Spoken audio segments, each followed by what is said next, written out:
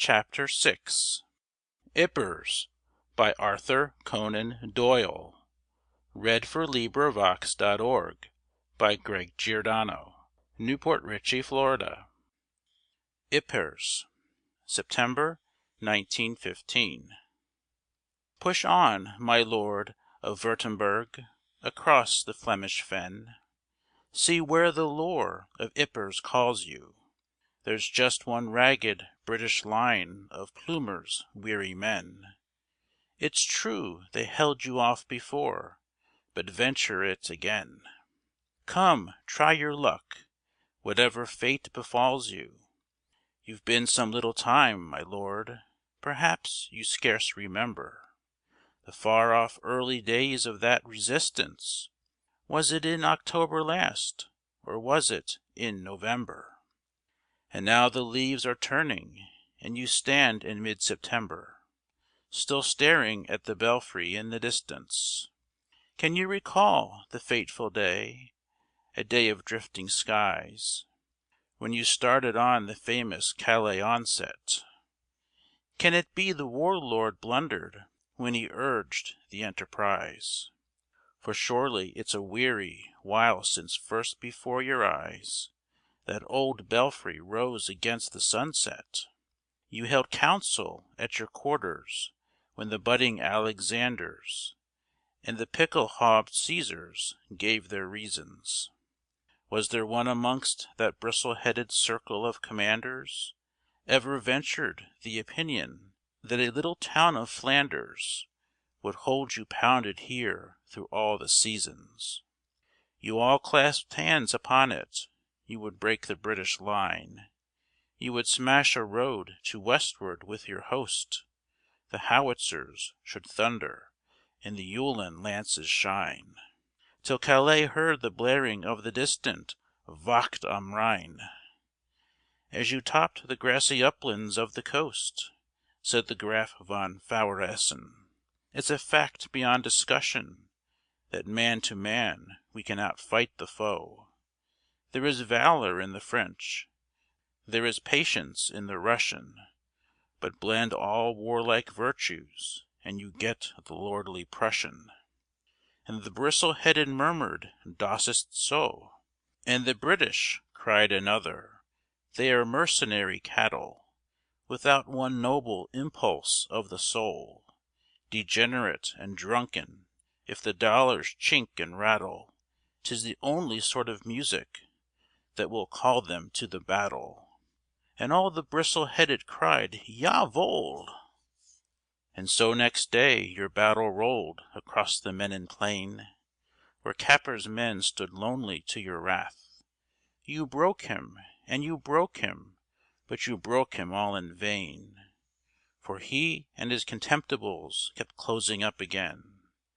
And the khaki bar was still across your path, and on the day when Gheluvelt lay smoking in the sun, when Von Deimling stormed so hotly in the van, you smiled as Haig reeled backwards, and you thought him on the run. But alas for dreams that vanish, for before the day was done, it was you, my Lord of Würtemberg, that ran. A dreary day was that, but another came more dreary, when the Guard from Arras led your fierce attacks. Spruce and splendid in the morning were the Potsdam Grenadier, but not so spruce that evening when they staggered spent and weary, with those cursed British storming at their backs. You knew, your spies had told you, that the ranks were scant and thin, that the guns were short of shell and very few. By all Bernhardi's maxims you were surely bound to win. There's the open town before you. Haste, my lord, and enter in, or the war-lord may have telegrams for you. Then came the rainy winter, when the price was ever dearer, every time you neared the prize of which you dreamed. Each day the belfry faced you, but you never brought it nearer. Each night you saw it clearly, but you never saw it clearer. Ah, what a weary time it must have seemed! At last there came the Easter when you loosed the coward gases. Surely you have got the rascals now. You could see them spent and choking as you watched them through your glasses. Yes, they choke, but never waver, and again the moment passes, without one leaf of laurel for your brow. Then at Hooge you had them helpless, for their guns were 1 to 10, and you blasted trench and traverse at your will. You had them dead and buried, but they still sprang up again. "Donnerwetter!" cried your lordship. "Donnerwetter!" cried your men, for their very ghosts were guarding Ypres still.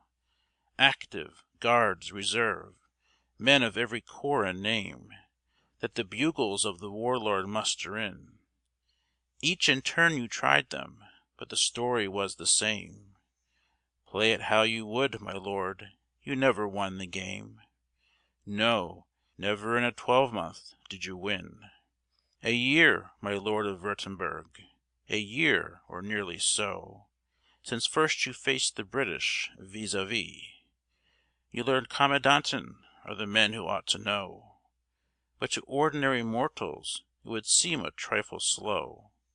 If you really mean to travel to the sea, if you cannot strafe the British, since they are strafing you so well, you can safely smash the town that lies so near. So it's down with arch and buttress, down with belfry and with bell, and it's hook the 7-7 that can drop the petrol shell. On the shrines that pious hands have loved to rear, fair Ypres was a relic of the soul of other days, a poet's dream, a wanderer's delight. We will keep it as a symbol of your brute Teutonic ways, that millions yet unborn may come and curse you as they gaze at this token of your impotence and spite.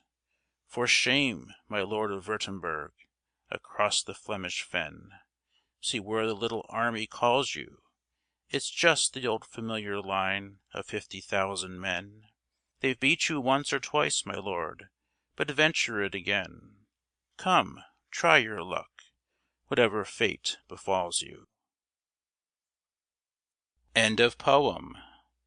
This recording is in the public domain.